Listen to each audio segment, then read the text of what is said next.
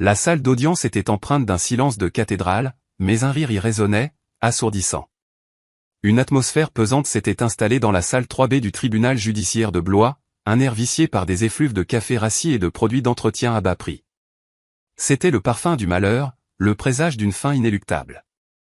Pourtant, dans ce calme mortifère, un son se distinguait, plus blessant que n'importe quel hurlement, les ricanements contenus de deux individus.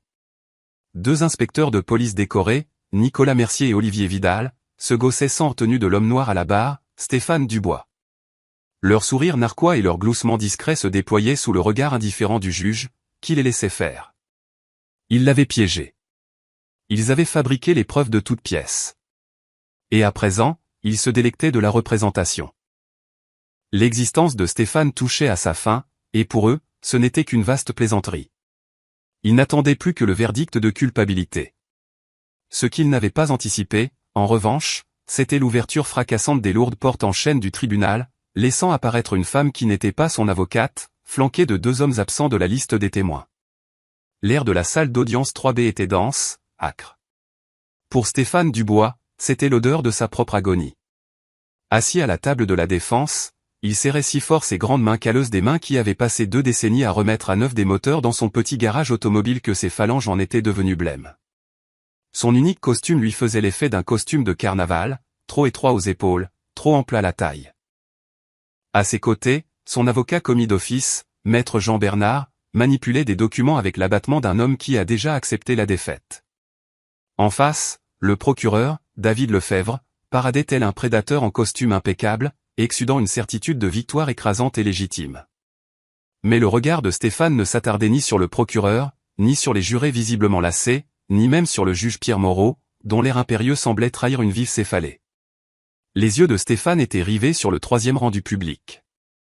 C'est là que se trouvaient l'inspecteur Nicolas Mercier et l'inspecteur Olivier Vidal. Mercier était l'archétype de l'autorité arrogante, sa moustache rêche, son costume de piètre qualité et ses souliers excessivement lustrés clamaient sa condition de policier véreux. Il se penchait vers son acolyte, Vidal, un homme plus massif et taciturne, qui semblait n'être que l'ombre de son partenaire. Ce sont eux qui l'avaient appréhendé. Ce sont eux qui, d'après leur procès-verbal, avaient découvert 50 000 € en coupures marquées issues d'une opération anti-drogue, dissimulée sous le siège conducteur de sa Renault 4 litres de 1989. Stéphane n'avait jamais vu cet argent. Il rentrait de son garage, sur la route de Chinon, l'esprit occupé par les frais d'études de sa fille, lorsque les gyrophares avaient inondé son rétroviseur. Un simple contrôle pour un feu arrière prétendument défectueux avait viré au cauchemar. Monsieur Dubois, lança David Lefebvre, la voix empreinte d'une condescendance palpable. Veuillez rappeler à la cour les événements de la nuit du 12 août. Stéphane déglutit avec peine, la gorge nouée. Je rentrais chez moi. Ils m'ont fait signe de m'arrêter. L'inspecteur Mercier a prétendu que mon feu arrière ne fonctionnait pas. Je lui ai répondu que je l'avais vérifié le matin même. Il m'a ordonné de descendre de la voiture. Et ensuite, monsieur Dubois? Il m'a demandé de me tenir près de leur véhicule. Avec l'inspecteur Vidal, ils ont fouillé ma voiture. Je ne leur avais pas donné mon consentement. Ils l'ont fait, c'est tout. Objection. Lefebvre laissa échapper un soupir d'exaspération. Les agents disposaient d'un motif plausible, compte tenu de l'attitude fuyante de l'accusé. Retenu, marmonna le juge Moreau, sans daigner lever le nez de ses notes. Maître Bernard, son avocat, n'esquissa pas la moindre protestation. Il se borna à prendre quelques notes sur son calepin. Une vague de panique submergea Stéphane. Mais je n'étais pas fuyant. J'ai simplement demandé pourquoi. Monsieur Dubois, répondez aux questions, rien de plus, trancha Moreau. Le regard de Stéphane se posa à nouveau sur Mercier et Vidal. Mercier le fixa. Un sourire lent et calculé étira ses lèvres. Il glissa quelques mots à l'oreille de Vidal, qui masqua son propre rictus d'une main lourde. Il se riait de lui. Puis, poursuivit Lefebvre en faisant les 100 pas devant le jury, l'inspecteur Mercier a découvert le paquet. 50 000 €, est-ce exact? En billets marqués. Des billets provenant d'une transaction surveillée qui s'était déroulée à peine 2 heures auparavant. Une transaction au cours de laquelle le suspect avait pris la fuite. Je ne sais rien à propos de cet argent, martela Stéphane, la voix étranglée par l'émotion. Son désespoir, il le sentait, sonnait comme un aveu de culpabilité. J'ai une entreprise. Je paie mes impôts. Je n'ai jamais. Jamais quoi, monsieur Dubois? Jamais été pris. Objection, articula faiblement maître Bernard. Trop tard. Retenu. N'en tenez pas compte, grommela Moreau. Mais le jury en avait tenu compte. Ils avaient tout entendu. Les yeux de Stéphane se tournèrent une fois de plus vers les inspecteurs. Mercier ne chuchotait plus. Il laissait échapper un petit rire sourd. Un son horrible, empreint d'un pouvoir absolu et d'un mépris infini. Le son d'un homme qui se sait au-dessus des lois. La contenance de Stéphane vola en éclats. Il les désigna d'un doigt tremblant. Il rit de moi. Votre honneur, ils sont en train de rire. Le juge Moreau leva enfin la tête, le regard assassin. Monsieur Dubois, un peu de tenue. Les agents assistent au débat, c'est leur droit. Un écart de plus et je vous fais bâillonner. Le sourire de Mercier s'accentua. Il secoua la tête avec une pitié feinte. Pauvre con, mimata-t-il sans un son. Le cœur de Stéphane se serra. La justice ne lui faisait pas seulement défaut, elle le bafouait sur le chemin de sa propre destruction. Le procureur le présentait comme le logisticien d'un cartel, utilisant son garage en perte de vitesse comme façade. Tout était faux, absolument tout. Mais ces mensonges étaient structurés, officiels, et cautionnés par deux policiers au sourire narquois. Je n'ai pas d'autres questions, votre honneur, conclut Lefebvre en regagnant sa place, visiblement satisfait. Maître Bernard, votre contre-interrogatoire, s'enquit le juge. Bernard se leva, rajusta ses lunettes et posa son regard sur son client. Les yeux de Stéphane l'imploraient, faites quelque chose. Défendez-moi. Bernard s'éclaircit la voix. Monsieur Dubois. Vous êtes un homme de bien, n'est-ce pas? Objection, tonna Lefebvre. Pertinence? Votre confrère fait le procès de la morale. Retenu. Maître Bernard, allez droit au but ou rasseyez-vous. Les épaules de Bernard s'affaissèrent. Non, pas d'autres questions, votre honneur. Le procès était une mascarade, une mise à mort lente et douloureuse. Et depuis le troisième rang, le rire, bien que discret, semblait emplir l'univers. Le jour suivant fut consacré au témoin clé de l'accusation, l'inspecteur Nicolas Mercier. Il s'avança à la barre comme un acteur entrant en scène. Il portait le même costume de mauvaise facture, mais y avait ajouté une épingle de cravate arborant l'insigne de son syndicat. Il prêta serment la main sur le cœur, en fixant les jurés droit dans les yeux. Inspecteur Mercier, entama David Lefebvre. Vous servez au sein de la police nationale de Blois depuis 19 ans, dont 10 ans à la brigade des stupéfiants. Durant cette période, avez-vous été décoré? Objection. Non pertinent, balbutia maître Bernard. Rejeté. Le jury est en droit de connaître le parcours du témoin. Mercier bomba le torse. 17 fois, monsieur. Dont 2 médailles pour acte de bravoure. Il était le héros, Stéphane le trafiquant. Le scénario était écrit d'avance. Je vous en prie, reprit Lefebvre, relatez au jury le déroulement de l'arrestation de l'accusé, monsieur Dubois. La voix de Mercier était un instrument de persuasion. Grave, assuré, et parsemé de la juste dose d'argot policier. Il évoqua un informateur anonyme qui leur avait signalé une camionnette, celle d'un mécanicien qui transportait des fonds pour le cartel des Varros. Nous avons repéré le véhicule, une vieille Renault 4 litres de 89, affirma Mercier, en désignant Stéphane Dumenton comme un objet sans valeur. Un feu arrière était défectueux, ce qui nous a fourni un prétexte pour le contrôle. Il en fallait un. Ce type est un gros bonnet. Méfiant. Stéphane avait envie de hurler. Mon feu arrière fonctionnait. Il n'y a jamais eu d'informateur. Nous l'avons intercepté sur la route de Chinon. L'accusé était nerveux, il transpirait. Ses mains tremblaient. Je tremblais parce que votre main était posée sur la crosse de votre pistolet avant même que vous n'arriviez à ma hauteur, songea Stéphane, ses ongles s'enfonçant dans la paume de ses mains. Mon collègue, l'inspecteur Vidal, gardait un œil sur l'accusé pendant que je contournais le véhicule côté passager, poursuivit Mercier. J'ai balayé l'habitacle avec ma lampe de poche. Et c'est là que je l'ai aperçu. Le coin d'un paquet sous plastique, bien caché sous le siège conducteur. C'était un classique. Ces gens-là se croient plus malins que tout le monde. C'était là le mensonge capital. L'argent n'était pas bien caché. Les clichés pris lors de l'arrestation montraient le paquet dépassant ostensiblement de la grille de ventilation. Il avait été placé là, et avec une telle désinvolture que seul quelqu'un certain de son impunité pouvait se le permettre. À cet instant, pour notre sécurité et pour préserver les preuves, nous avons sommé l'accusé de sortir du véhicule. Lefebvre l'amena à conclure, la découverte, les billets marqués dont les numéros de série correspondaient, le silence stupéfait de Stéphane, interprété par Mercier comme le sang-froid d'un criminel pris au piège. C'était une performance magistrale. C'était effroyable. C'était une pure invention. Lorsque vint le tour de Maître Bernard, une chape de plomb sembla s'abattre sur la salle. « Inspecteur », commença l'avocat en consultant ses notes. 7.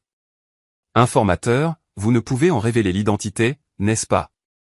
Mercier esquissa un sourire. Évidemment non, maître. Ce serait compromettre une enquête en cours et mettre une vie en péril. C'est une information protégée. Nous devons donc nous contenter de votre parole, et croire à l'existence de cet informateur. Les faits parlent d'eux-mêmes, maître, répliqua Mercier, le ton plus sec. Nous avons reçu une information. Nous l'avons exploitée. Nous avons trouvé l'argent. Point final. Mais la traçabilité de cet argent, tenta Bernard, retrouvant un semblant de combativité. Il provenait d'une opération d'infiltration menée à l'autre bout de la ville. N'est-ce pas? Une opération à laquelle vous n'étiez même pas rattaché. Nous avions été appelés en appui pour la surveillance, mentit Mercier avec un aplomb déconcertant. Lorsque l'opération a échoué et que le premier suspect s'est volatilisé, le signalement de l'argent a été diffusé à toutes les unités. Nous savions ce que nous devions chercher. Comment cet argent est-il passé de cette opération à la voiture de mon client? Mercier se pencha en avant, la voix plus basse. Parce que votre client, Monsieur Dubois, était le complice chargé de la fuite. Le suspect principal s'est échappé à pied et a remis l'argent à votre client qui l'attendait 2 rues plus loin. Nous l'avons simplement intercepté avant qu'il ne rejoigne sa planque. Un nouveau mensonge, tissé à l'instant même. Il venait de combler la dernière brèche dans son récit. Stéphane vit une jurée, une femme vêtue d'un chemisier fleuri, acquiescer. Elle le croyait. Maître Bernard était anéanti. Il n'avait aucune carte en main. Aucune ressource pour enquêter sur ce pseudo-informateur. Aucun moyen de contester la chronologie des événements. Il n'était qu'un avocat commis d'office avec 500 dossiers sur les bras, face à un inspecteur décoré et protégé par tout l'appareil judiciaire. Non, rien à ajouter, dit Bernard avant de se rasseoir. Le juge Moreau consulta la pendule. Il est 12h50. L'accusation a présenté tous ses éléments. L'audience est suspendue jusqu'à 14h pour les plaidoiries. Le jury va être accompagné. Tandis que les jurés quittaient la salle, Mercier se leva de son siège de témoin. Il s'étira longuement, comme pour mimer la fatigue d'une journée de labeur. Son regard croisa celui de Stéphane, dont le visage n'était qu'un masque de désespoir. Mercier passa près de la table de la défense, si près que Stéphane put sentir son parfum bon marché. Il se pencha légèrement, dissimulant sa bouche au regard du juge et du procureur. « Faudrait vous habituer à ce costume, Dubois », siffla Mercier d'une voix venimeuse. « C'est avec ça qu'on va vous mettre en terre. » Il ne prit même pas la peine de cacher son rictus en rejoignant Vidal près de la sortie. Vidal lui donna une tape sur l'épaule. Stéphane Dubois enfouit son visage dans ses mains. Il sentit une unique larme brûlante rouler sur sa joue. Il n'était pas seulement victime d'un complot. On l'humiliait. On le niait. Sa vérité ne comptait pas. Menotté, il fut escorté hors de la salle d'audience jusqu'à une petite cellule sans fenêtre, où il devait attendre le dénouement. Il s'assit sur le banc métallique glacial. Le silence de la cellule offrait un contraste saisissant avec les rires qui hantaient désormais son esprit. C'était la fin. À 13h58, un huissier de justice vint le chercher. Le bref trajet jusqu'à la salle 3B lui parut une éternité. Ses jambes étaient de plomb, son estomac noué par une angoisse insoutenable. Maître Bernard était déjà à sa place, la tête inclinée, comme s'il priait ou s'avouait vaincu.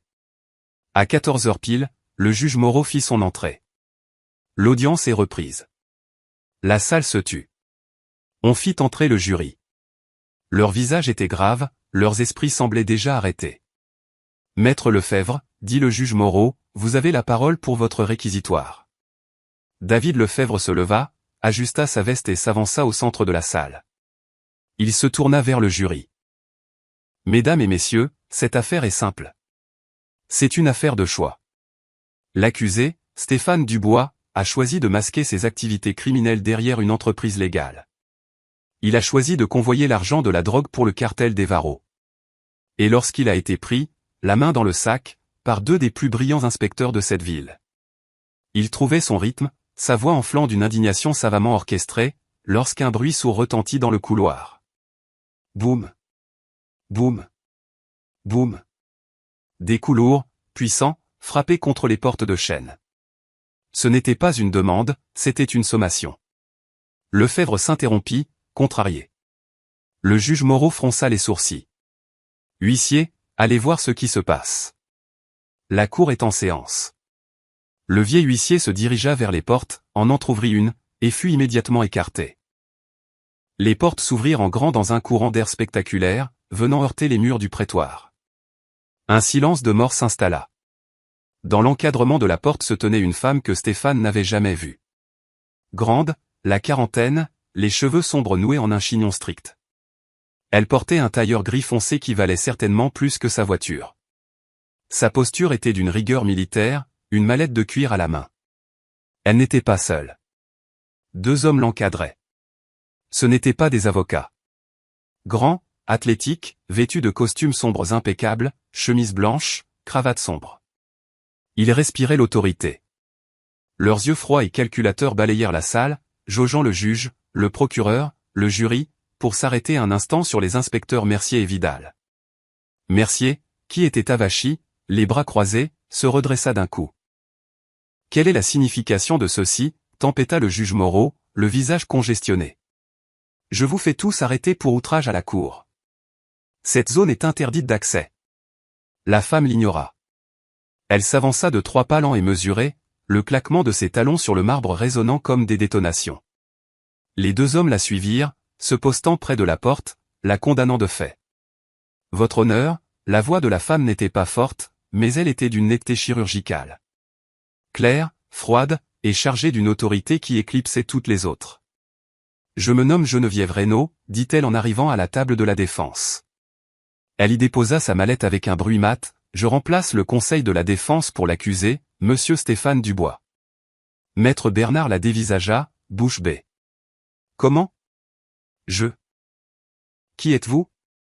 Et ces messieurs, poursuivit madame Reynaud en désignant ses accompagnateurs, sont l'agent Lucas Delma et l'agent Léo Fournier de la section de recherche de la gendarmerie nationale. La stupeur s'empara de la salle. Le jury eut un hoquet collectif. David Lefebvre recula d'un pas. Mais la réaction la plus frappante vint du public. Le visage de l'inspecteur Nicolas Mercier, jusqu'alors empreint de suffisance et de cruauté, devint livide. Le rictus avait laissé place à un masque de panique. Il chercha le regard de Vidal, dont le visage était couvert d'une sueur soudaine et abondante. Madame Reynaud, c'est cela, dit le juge Moreau, la voix soudain fluette. La procédure est tout à fait irrégulière. Le procès est clos. Nous en sommes aux plaidoiries. Vous ne pouvez pas, je le peux, et je le fais, votre honneur, rétorqua Reynaud. Elle ouvrit sa mallette, en sortit un unique et épais document. Je dépose une requête en urgence pour l'abandon de toutes les charges pesant sur monsieur Dubois, avec effet immédiat. Pour quel motif, bafouilla Lefebvre, reprenant ses esprits. C'est une farce. Pour motif, répondit Reynaud, sa voix se faisant presque un murmure mais emplissant la salle entière, d'une conspiration organisée sur plusieurs années par des membres de la police nationale de Blois dans le but de piéger, d'extorquer et de spolier les citoyens de cette ville. Une conspiration, maître Lefebvre, sur laquelle votre parquet a fermé les yeux. Elle se détourna du juge pour regarder fixement les deux inspecteurs. Une conspiration orchestrée par l'inspecteur Nicolas Mercier. Mercier bondit sur ses pieds. Elle est. C'est de la pure folie. Inspecteur Mercier, asseyez-vous et silence, ordonna l'agent Delma depuis le seuil. Sa voix était neutre, presque lasse, et absolument glaçante. Mercier obtempéra. Geneviève Reynaud se tourna à nouveau vers le juge. Votre honneur, la procédure à laquelle vous avez assisté n'est pas un procès. C'est le dernier acte d'un coup monté. Et mon client, elle posa une main sur l'épaule de Stéphane Dubois, n'est pas un accusé. C'est une victime. Stéphane tremblait. Mais pour la première fois depuis des mois, ce n'était pas de peur. C'était une vague d'espoir insensée et irrésistible. Et votre honneur, ajouta Reynaud en produisant un autre document, ceci n'est pas une simple requête. Les agents Delma et Fournier se mirent en marche, contournant les bancs du public, franchissant la barre et pénétrant dans l'espace réservé à la cour. Ceci, dit-elle en brandissant le document à l'intention du juge, est un mandat d'amener. Un mandat, répéta le juge Moreau, la voix à peine audible. Il suivait des yeux la progression des agents vers le public. Un mandat pourquoi? Pour l'arrestation immédiate, annonça l'agent Delma en s'immobilisant juste devant le troisième rang, de l'inspecteur Nicolas Mercier et de l'inspecteur Olivier Vidal. Le chaos éclata. Le public se leva en vociférant. Le jury était en émoi. Silence, hurlait Moreau, son marteau s'abattant sur son pupitre en vain. Silence. Je veux le silence dans mon tribunal. Lâchez-moi, cria Mercier alors que l'agent Delma lui empoignait le bras. Quels sont les chefs d'accusation? Vous n'avez pas le droit. Je suis policier. L'agent Fournier, le plus calme des deux, s'adressa à l'homme qui vivait dans l'ombre de Mercier. Inspecteur Vidal, levez-vous et mettez les mains dans le dos. Vous êtes en état d'arrestation. Vidal, tremblant de tous ses membres, n'opposa aucune résistance. Il se leva, tel un automate, les yeux exorbités de terreur, et se laissa menotter par l'agent Fournier. Mercier, lui, se débattit, le visage pourpre de fureur. C'est un complot. Lefebvre, dites-leur. Dites-leur qu'on tient le coupable. David Lefebvre était pétrifié, sa bouche s'ouvrant et se fermant sans qu'un son en sorte. Il venait de perdre le contrôle de son affaire, de son tribunal, et de sa carrière, en l'espace de 30 secondes. Les chefs d'accusation, votre honneur, reprit Geneviève Reynaud au milieu du tumulte, la voix toujours parfaitement maîtrisée. L'inspecteur Mercier et l'inspecteur Vidal sont visés par un acte d'accusation de 28 chefs. Parmi lesquels, escroquerie, falsification de preuves, association de malfaiteurs en vue de commettre un trafic de stupéfiants, et racket en bande organisée. Elle laissa le dernier mot résonner. Racket. La charge la plus lourde du code pénal. Ces 18 derniers mois, déclara Reynaud à une audience abasourdie, le ministère de la Justice a mené une enquête d'infiltration au sein du commissariat de Blois. Nous avons mis au jour une organisation criminelle, dirigée par ces deux inspecteurs, qui abusait de son autorité pour pratiquer l'extorsion et la saisie illégale de biens auprès des petits commerçants. Son regard se posa sur le jury. Ces inspecteurs n'ont pas simplement découvert de l'argent de la drogue. Ils étaient l'argent de la drogue. Ils étaient de mèche avec le cartel des Varros, les criminels qu'ils prétendaient combattre. Ils saisissaient la drogue d'un trafiquant pour la revendre à un autre. Ils saisissaient de l'argent liquide, comme les 50 000 € de cette affaire, pour le blanchir via un réseau de sociétés écrans. Mais monsieur Dubois, murmura maître Bernard, le visage exsangue. Pourquoi lui? Reynaud se tourna vers Stéphane. Parce que monsieur Dubois était irréprochable, et c'était bien là le problème. Les caisses du fonds de saisie du commissariat étaient vides. L'inspecteur Mercier convoitait une nouvelle voiture. L'inspecteur Vidal devait éponger des dettes de jeu. Ils ont donc jeté leur dévolu sur le garage de Stéphane Dubois, une entreprise saine et sans dette, qu'ils comptaient saisir et revendre aux enchères après sa condamnation. Elle pointa un doigt accusateur vers Mercier, maintenant maîtrisé par une prise de l'agent Delma. Il ne cherchait pas à arrêter un trafiquant. Il cherchait à voler un garage. Stéphane sentit ses poumons se vider. Tout s'éclairait. La plantation grossière des preuves, leur arrogance. Ils n'avaient pas eu besoin d'être méticuleux. Qui était-il face à eux? Un mécanicien noir assisté d'un commis d'office. Il n'était qu'un moyen de s'enrichir. Un tremplin pour une nouvelle voiture. C'est faux, suffoqua Mercier, les yeux exorbités. Les preuves. On a trouvé l'argent. C'est exact, confirma Reynaud. Et maintenant, votre honneur, j'aimerais produire le reste des preuves. Des preuves que maître Lefebvre et le parquet auraient découvertes s'ils s'en étaient donné la peine. Elle se tourna vers l'agent Fournier. Agent Fournier. Celui-ci fit signe à l'huissier. Baissez l'éclairage et lancez la pièce à. Un écran de projection descendit du plafond, un haut-parleur crachota, et le prétoire, silencieux comme une crypte, fut envahi par la voix de Nicolas Mercier. La voix qui s'éleva n'était pas celle, assurée et héroïque, du témoin. Elle était nasillarde, déformée par les parasites. Le son d'un enregistrement clandestin. Voix de Mercier, je te jure, c'est le plan parfait. Le mec, c'est un moins que rien. Un petit garagiste. Casier vierge. Il aura un commis d'office qui pliera l'affaire en 5 minutes. Voix de Vidal, assourdi, je sais pas, Nico. Ça me semble cramé. Utilisez le pognon des Varros. On peut le tracer. Voix de Mercier, mais c'est le but, crétin. On utilise les billets marqués. Ça blinde le dossier. On dira qu'il était le chauffeur. Lefebvre va marcher. Le juge va marcher. Et le jury le condamnera. Avant Noël, on vend son matos aux enchères. J'ai déjà un client pour les ponts élévateurs. Stéphane eut la nausée. Il regarda les jurés. Leurs visages étaient des masques d'horreur et d'indignation. La femme au chemisier fleuri pleurait. C'est suffisant, dit Reynaud. L'enregistrement cessa. Cette conversation a été enregistrée par l'inspecteur Vidal 3 jours avant l'arrestation. Il semblerait que l'inspecteur Vidal, elle jeta un regard à l'homme menotté et transpirant, ait eu la présence d'esprit de comprendre que son partenaire jouait avec le feu, et qu'il ait commencé à porter un micro pour négocier sa peine le jour où tout s'effondrerait. En entendant cela, Mercier explosa. La certitude que son propre partenaire l'avait trahi, l'avait enregistré pendant des mois, fit voler en éclats sa dernière parcelle de sang-froid. Ordure, hurla-t-il en se jetant en avant de toutes ses forces. Il échappa à la prise de Delma et se rua, non pas sur les agents, non pas sur Reynaud, mais sur Vidal. T'es mort. Tu nous as coulés.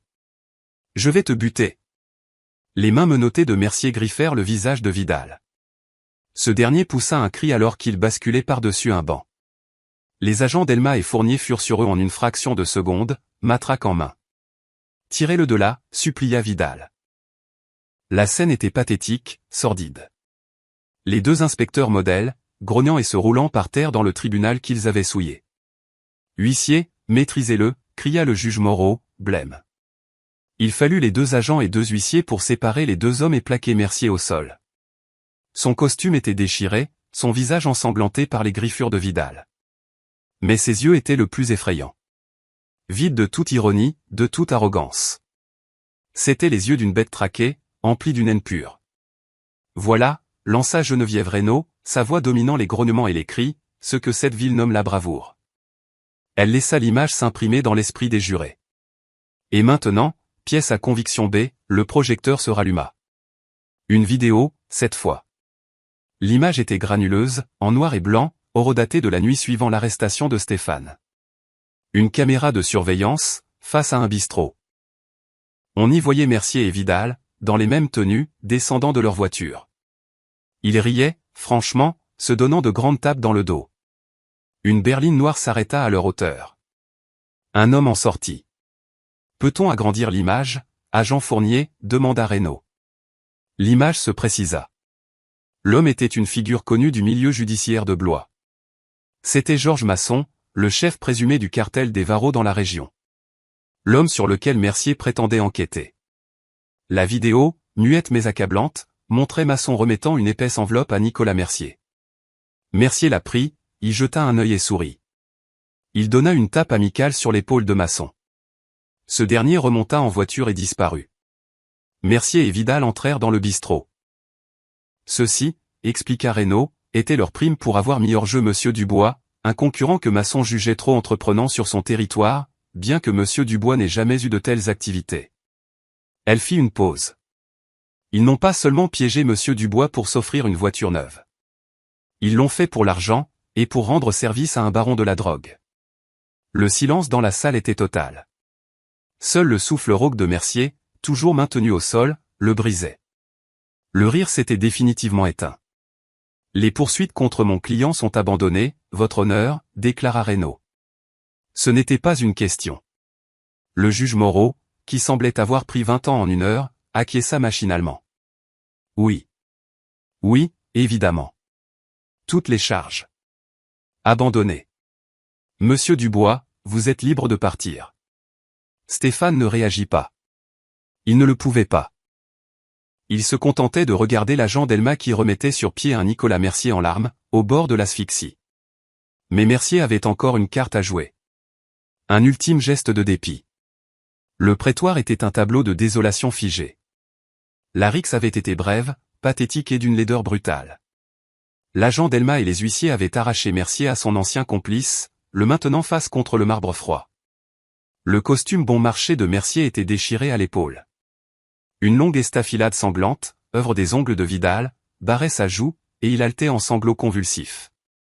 La haine animale qui l'avait animé s'était muée en un désespoir tremblant et larmoyant. Vidal était prostré contre un banc, les mains menottées, le corps secoué de spasmes si violents que ses dents s'entrechoquaient. Il répétait en boucle, « Pardon. Pardon. Pardon, à personne en particulier. » Le jury, horrifié, se serrait les uns contre les autres comme pour se protéger. David Lefebvre semblait sur le point de défaillir. Le juge Moreau, le visage marbré de teintes violacées et blafardes, abattait son marteau d'un geste frénétique et mal assuré. « Silence, je veux le silence. Huissier, évacuez cet homme de mon tribunal. Évacuez-les tous les deux, sur le champ. » L'agent Delma releva Mercier, dont les jambes flageolaient. Il était presque inerte. L'agent Fournier aida Vidal à se relever, et les deux agents commencèrent à entraîner les inspecteurs déchus vers la sortie de service, celle menant aux cellules. C'était terminé. Stéphane observait, le cœur battant à un rythme étrange et puissant. Les monstres étaient mis au fer. Il avait triomphé. Mais alors que l'agent Delma le poussait vers la sortie, la tête de Nicolas Mercier pivota. Ses yeux hagards, injectés de sang et noyés de larmes de rage, parcoururent la salle. Il cherchait une dernière prise, un dernier pilier à faire s'effondrer avec lui. Et il le trouva. Son regard se verrouilla sur l'estrade, sur le juge Pierre Moreau. Une nouvelle forme d'énergie l'envahit. Non pas la force, mais la pure méchanceté. « Vous » hurla Mercier, sa voix se brisant dans une note aiguë et terrifiante. Il tenta de résister à la poussée de Delma. « Vous n'allez pas permettre ça, n'est-ce pas ?» Le juge Moreau se figea, le marteau toujours en main. « Cela suffit, inspecteur. Vous êtes en état d'outrage. » « Moi, en état d'outrage ?» Mercier éclata d'un rire hystérique et strident. Un son grotesque, écho déformé du ricanement suffisant qu'il avait infligé à Stéphane. C'était le son d'une âme en train de se désintégrer. « Vous parlez d'outrage ? Parlez-lui de ses week-ends à la pêche. » La salle, qui commençait à peine à respirer, retint son souffle. Tout le monde, des jurés aux journalistes agglutinés à la porte, se figea. L'agent Delma, qui poussait Mercier, s'arrêta. Il ne se retourna pas. Il se contenta de maintenir Mercier, et d'écouter. « Vieille ordure. C'est votre faute, » cria Mercier, se débattant. « Vous m'avez dit de faire le ménage au commissariat. De remettre les comptes à flot. » « Mensonge, » rugit Moreau, la voix chevrotante. « Ce sont des calomnies. Vous avez perdu la raison. » Huissier. Vraiment, s'emporta Mercier, les mots se bousculant dans une confession furieuse. Demandez-lui comment il s'est payé un yacht de 12 mètres avec un salaire de magistrat. Demandez-lui de parler des séjours dans un paradis fiscal aux Caraïbes. Qui signait nos autorisations de saisie, à votre avis ? 1. Qui accélérait nos mandats et validait les yeux fermés nos rapports d'informateurs ? Qui nous couvrait auprès du parquet à chaque fois qu'une affaire dérapait ? Il le pointait du doigt, ses mains menottées tendant vers lui. C'était lui. Lui. Il était complice de tout. Vous croyez qu'on aurait tenu des années sans un juge dans notre poche ? Il. Vous êtes. Moreau était debout, le visage livide, pointant à son tour un doigt accusateur. Vous êtes fini. Vous ne. Il bredouillait, incapable de trouver ses mots. Son autorité, sa robe, sa fonction. Tout se dissolvait face à la vérité venimeuse et désespérée de Mercier. Dans ce silence oppressant, la voix de Geneviève Reynaud s'éleva, froide et calme. « En êtes-vous certain, votre honneur ?» Tous les regards se tournèrent vers elle. Elle n'avait pas rangé ses affaires. Elle se tenait près de la table de la défense, observatrice, son expression d'une froideur clinique. Elle avait attendu ce moment. Elle avait anticipé ce sursaut de désespoir narcissique de Mercier, comptant sur lui pour tenter d'entraîner son supérieur dans sa chute. Elle détourna son regard du juge pour le poser sur l'agent Delma. Elle lui adressa un unique et quasi imperceptible hochement de tête. « Agent Delma, dit-elle, sa voix résonnant dans le silence de mort. Je crois qu'il en reste un. » Delma lâcha Mercier, le confiant à un huissier stupéfait. Il fit volte-face. Il ne regarda pas le juge. Il regarda son partenaire, l'agent Fournier. Ce dernier laissa Vidal s'effondrer contre le mur, un homme brisé, en larmes. Les deux gendarmes, leurs costumes sombres tranchant avec le chaos ambiant, se mirent en mouvement. Ils longèrent les bancs du public, franchirent la barre. Leur progression était lente, mesurée, d'une terrifiante inéluctabilité. L'agent Fournier se posta au pied de l'estrade, les mains dans le dos, telle une sentinelle silencieuse. L'agent Delma, le visage impassible, gravit les 3 marches menant à la chaire du juge. Il se trouvait désormais au même niveau que lui. Il plongea la main dans sa veste et en sortit un 3e document plié. Il le déposa délicatement sur le bois verni, juste à côté des notes éparses et désormais inutiles de Moreau. « Juge Pierre Moreau », déclara l'agent Delma d'une voix neutre. « Vous êtes en état d'arrestation. » Le marteau, que Moreau tenait toujours, lui échappa. Il tomba sur le bureau puis roula sur le sol avec un bruit mat. « Non », murmura Moreau. Ce fut sa seule réaction. « Non, je suis juge. Je suis. » « Vous êtes un criminel, » affirma Geneviève Reynaud depuis le parquet. « Et votre château de cartes, bâti sur le dos d'hommes comme Stéphane Dubois, vient de s'effondrer. » Les yeux de Moreau, écarquillés de terreur, se posèrent sur l'écran de projection, comme s'il pressentait la suite. Il avait raison. Agent Fournier, ordonna Reynaud, pièce à conviction C. L'écran, jusqu'alors noir, s'illumina. Pas d'enregistrement audio cette fois, mais une série de photographies en haute définition. La première montrait un superbe yacht blanc fendant des eaux turquoises. Le nom, Status Pro, était peint en lettres dorées sur la coque. Sur le pont, une coupe de champagne à la main, un juge Pierre Moreau souriant et hâlé. La deuxième photo avait été prise lors d'un tournoi de golf dans un paradis fiscal aux Caraïbes. Le juge Moreau, vêtu d'un polo rouge vif, passait le bras autour des épaules d'un autre homme. Un homme que Stéphane ne connaissait pas, mais dont la vue arracha à David Lefebvre un hoquet de surprise. C'était Georges Masson, le chef présumé du cartel des Varros. Les 3 images suivantes n'étaient pas des photos, mais des relevés bancaires. Ils attestaient d'une série de virements émis par une société écran, Belair Holdings LLC, le même nom que sur le rapport d'arrestation de Stéphane vers un compte offshore. Un compte au nom de Pierre Moreau. « Nous enquêtons sur vous depuis 2 ans, monsieur le juge », dit posément l'agent Fournier, sa voix portant jusqu'à l'estrade. Mercier et Vidal n'étaient que des exécutants. Les bras. Vous étiez le cerveau financier. Vous n'avez pas seulement fermé les yeux, votre honneur, ajouta Geneviève Reynaud, sa voix acérée. Vous avez fourni la caution judiciaire qui a rendu leur système d'extorsion possible. Vous avez signé leur mandat frauduleux. Vous avez rejeté les recours. Vous avez étouffé des preuves. Et en contrepartie, elle marqua une pause, laissant la dernière révélation, la plus accablante, faire son effet. Vous perceviez 20% de chaque euro blanchi et de chaque bien saisi. Moreau s'affaissa dans son fauteuil. Il ne dit rien. Il fixait la photo de lui sur son yacht, un homme libre et puissant, le visage désormais ravagé par la ruine. L'agent Delma, avec une efficacité presque douce, contourna le fauteuil. « Monsieur, veuillez vous lever. Faisons cela dans la dignité. » Moreau n'avait plus de dignité. Il n'était qu'une coquille vide. Il se leva, sa robe de juge n'étant plus qu'un déguisement grotesque. L'agent Delma lui saisit délicatement les bras et lui passa les menottes. Le cliquetis métallique des serrures fut le seul bruit à rompre le silence. Un juge, sur sa propre estrade, en état d'arrestation.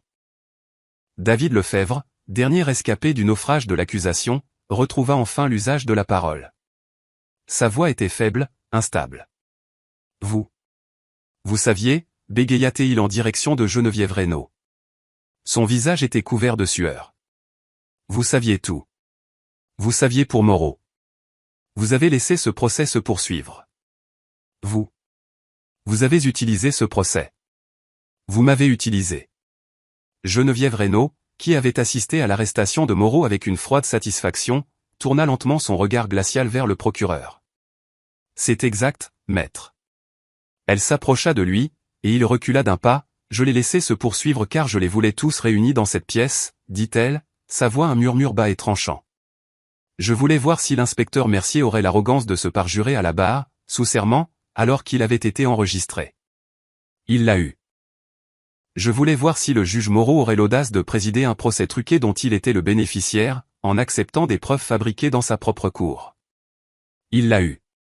Elle fit un pas de plus, et Lefebvre se retrouva acculé à sa table. Et je voulais voir si vous, dit-elle, sa voix chargée de mépris, seriez à ce point aveuglé par vos statistiques, à ce point dénué de toute curiosité professionnelle, que vous accuseriez un innocent sur la foi de 2 policiers que vous saviez corrompus. Je ne savais pas, protesta Lefebvre, la voix à peine audible. Vous ne vouliez pas savoir, le corrigea Reynaud, chaque mot une gifle. Vous n'avez pas questionné une chronologie invraisemblable. Vous n'avez pas enquêté sur un informateur qui n'existait pas. Vous n'avez même pas mené une simple vérification financière sur vos propres témoins clés. Vous avez vu une condamnation facile, un homme noir avec un commis d'office, et vous vous en êtes réjoui d'avance. Le barreau de Blois sera très intéressé par vos méthodes. Le cas de Monsieur Dubois n'est qu'une des 47 condamnations que nous allons faire annuler au niveau fédéral. Elle lui tourna le dos, un geste de renvoi définitif. Elle s'approcha de Stéphane Dubois. Il était toujours assis, hébété, à la table de la défense. Maître Bernard, son avocat, s'était volatilisé. Stéphane, dit-elle, sa voix s'adoucissant pour la première fois. Je m'appelle Geneviève Reynaud. Je vous prie de m'excuser pour cette mise en scène. C'était le seul moyen de garantir que l'affaire soit close définitivement. Stéphane leva les yeux. Il vit Mercier, une épave sanglotante, traîner hors de la salle. Il vit Vidal, emmené comme une ombre. Et il vit le juge Pierre Moreau, un vieil homme menotté et brisé, escorté hors de sa propre estrade par un gendarme. Le rire s'était tu. Les rictus avaient disparu. Le pouvoir, l'arrogance, le mépris. Tout s'était évanoui.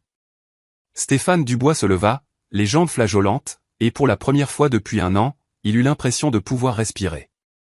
Dès l'instant où le juge Moreau fut escorté hors de sa propre estrade, menotté et anéanti, le barrage de silence horrifié de la salle d'audience se rompit. La pièce n'explosa pas, elle déflagra. Les journalistes, contenus dans le couloir sur une information du bureau de Reynaud, déferlèrent, les flashs de leurs appareils crépitant sans relâche, transformant la scène en une succession d'images aveuglantes et fragmentées. Monsieur Dubois, quelle est votre réaction, Madame Reynaud, le commissariat de Blois est-il entièrement corrompu, agent Delma, une enquête vise-t-elle le parquet? Stéphane restait immobile, les mains toujours crispées sur le bois verni de la table de la défense. C'était terminé, mais son corps ne l'avait pas encore assimilé. Ses muscles demeuraient tendus, prêts à encaisser le prochain coup. Les sons lui parvenaient assourdis, comme s'il était sous l'eau, un tumulte de questions, les sanglots d'une femme dans le public, le crépitement d'une centaine d'obturateurs. Une main, ferme et fraîche, se posa sur son bras. Stéphane. Il se retourna. Geneviève Reynaud le regardait, son expression habituellement sévère adoucie par une émotion nouvelle, l'empathie. C'est fini. Rentrons à la maison. Maison. Le mot eut du mal à trouver un écho en lui. Il acquiesça, comme un somnambule. Elle posa une main dans son dos, une pression rassurante qui le tira de sa torpeur et l'éloigna de la table. Il avançait tel un automate, les jambes raides. Il passa devant David Lefebvre, seul, pâle et tremblant, sa carrière en cendres. Lefebvre n'osa pas même croiser son regard. Reynaud le guida à travers la cohue, qui s'ouvrait sur son passage comme la mer devant Moïse. Elle n'imposait rien, sa seule présence suffisait à tracer un chemin. Elle s'arrêta sur le perron du palais de justice, au cœur de la tempête médiatique. Stéphane plissa les yeux, la lumière de fin d'après-midi lui paraissant agressive et nouvelle. Aujourd'hui, la voix de Geneviève Reynaud s'éleva, tranchante et limpide, dominant le chaos, la justice n'a pas été rendue. Elle a été arrachée. Stéphane se tenait à ses côtés, clignant des yeux, écoutant sa propre histoire racontée par une autre, mais enfin présentée comme la vérité. Pendant 1 an, poursuivit Reynaud, la voix chargée d'une fureur froide et maîtrisée, Stéphane Dubois, un homme innocent, un membre respecté de sa communauté, a été la proie d'un système corrompu. Les hommes qui riaient de lui dans ce tribunal aujourd'hui, les inspecteurs Mercier et Vidal, n'étaient pas des serviteurs de la République. C'étaient des criminels en uniforme. Le juge qui a instruit son procès, Pierre Moreau, n'était pas un garant de la loi. Il était leur complice. Elle fut implacable. Elle cita chaque nom. Elle exposa l'ampleur du réseau de raquettes. Elle annonça que le ministère de la Justice réexaminait l'intégralité des condamnations obtenues par Nicolas Mercier au cours de sa carrière. Le calvaire de Monsieur Dubois est terminé, conclut-elle. Mais le travail pour restaurer la confiance des citoyens de cette ville ne fait que commencer. Quant à mon client, il aspire à retrouver sa famille. Il ne fera aucun autre commentaire. Sur ces mots, elle le guida le long des marches, suivi par une forêt de microphones jusqu'à une voiture de luxe noire qui les attendait. Un agent leur ouvrit la portière. Stéphane s'y engouffra. L'odeur du cuir neuf et de l'encaustique contrastait violemment avec le relent aigre et métallique de sa cellule. La lourde portière se referma dans un bruit sourd, et le vacarme du monde s'estompa soudain, se réduisant à un bourdonnement lointain et bienvenu. La voiture s'éloigna. Stéphane regarda le palais de justice, le théâtre de ses souffrances, rapetissé dans le rétroviseur jusqu'à disparaître. Le silence régna dans l'habitacle pendant plusieurs longues minutes. Stéphane observait la ville défiler. Il voyait des passants, des gens consultant leur téléphone, d'autres se disputant une place de stationnement, menant leur existence. Un monde dont il avait été banni. Un monde qu'il réintégrait à présent. Un revenant parmi les vivants. Vous tremblez, remarqua doucement Renaud. Stéphane regarda ses mains. Elle avait raison. Elles étaient agitées d'un frémissement léger et incontrôlable. Je crois que j'attends encore, murmura-t-il. Quoi donc? La suite. Qu'on nous arrête à nouveau. Qu'on nous dise que c'était une erreur. Il n'y a pas d'erreur, Stéphane, affirma Renaud. C'est terminé. Mercier et Vidal sont sous les verrous. Ils ne sortiront pas de sitôt. Moreau est avec eux. Le dossier est irréfutable. C'est terminé. Il appuya sa tête contre le cuir souple et ferma les yeux, laissant ce mot, terminé, l'imprégner. La voiture s'arrêta devant sa maison de campagne, celle qu'il avait failli perdre. Le gazon n'avait pas été tondu. Une petite pancarte, à vendre, plantée par la banque plusieurs semaines auparavant, se dressait encore là, de guingois, comme une insulte. Il sortit de la voiture, les jambes lourdes comme du béton. Il resta un instant sur le trottoir à contempler sa porte d'entrée. Soudain, elle s'ouvrit à la volée. Sa fille, Manon Dubois, qui aurait dû être à l'université, sans doute prévenue par Renaud, se précipita dehors. Elle ne pleurait pas. Elle hurlait, un cri primal, un mélange de douleur et de soulagement. Papa, papa. Elle se jeta dans ses bras, le percutant avec une telle force qu'il en eut le souffle coupé. Ce choc fut celui qui fit céder sa dernière digue. Les bras de Stéphane Dubois se refermèrent sur sa fille, et il la serra comme si elle était son seul ancrage à la réalité. Lui qui n'avait pas versé une larme lors de son arrestation, ni de sa mise en examen, ni même lorsque Mercier lui avait susurré ses menaces, il enfouit son visage dans la chevelure de sa fille et pleura. Il pleura cette année volée. Il pleura la terreur, l'humiliation, l'angoisse glaciale qui avait été sa seule compagne des mois durant. Il pleura ces rires qu'il ne pouvait fuir. Et il pleura le soulagement simple, vertigineux, presque irréel, d'être enfin libre. Il n'était plus un prévenu. Il n'était plus un détenu. Il était seulement un père, sur le seuil de sa maison, tenant son enfant dans ses bras. Le karma, lorsqu'il frappa, fut aussi fulgurant qu'absolu. La justice ne se contenta pas de rétablir l'équilibre, elle le fit avec fracas. L'inspecteur Nicolas Mercier se retrouva face à un juge d'instruction, et non un complice. Son arrogance, privée de l'uniforme, se révéla n'être qu'une lâcheté pitoyable et géniarde. Accablé par 28 chefs d'accusation, des preuves vidéo et audio irréfutables, et le témoignage de son propre partenaire, il plaida coupable. Il fut condamné à 35 ans de réclusion dans un quartier de haute sécurité. Il perdit son insigne, sa retraite, sa famille et son pouvoir. Dans la hiérarchie carcérale, rigide et violente, il devint ce qu'il avait fait de Stéphane, un moins que rien. Son rire cruel devint un passif, une leçon qu'il apprit à ses dépens. Le silence de sa cellule fut la chute assourdissante et définitive de son histoire. L'inspecteur Olivier Vidal, pour sa coopération de dernière minute, écopa d'une peine allégée, 15 ans. Il fut placé à l'isolement dans une autre prison. Sa récompense pour avoir trahi son partenaire fut une cellule de 6 mètres carrés, 23 heures sur 24, sans aucun contact humain.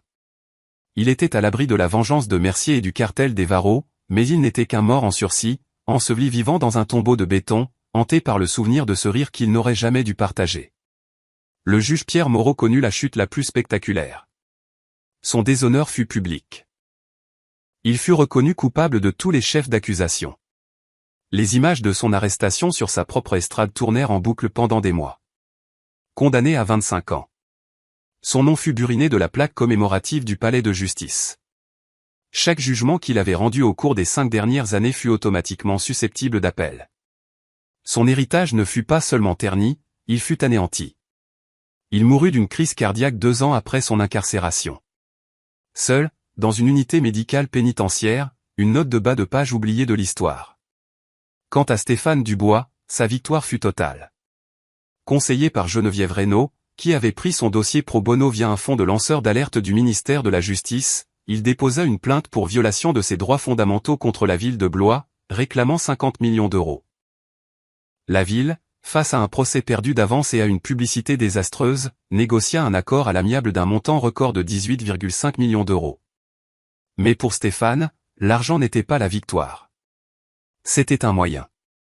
1 an plus tard, sur la même route de Chinon, Geneviève Reynaud gara sa voiture devant un bâtiment neuf. Il se dressait à l'emplacement d'un ancien entrepôt désaffecté.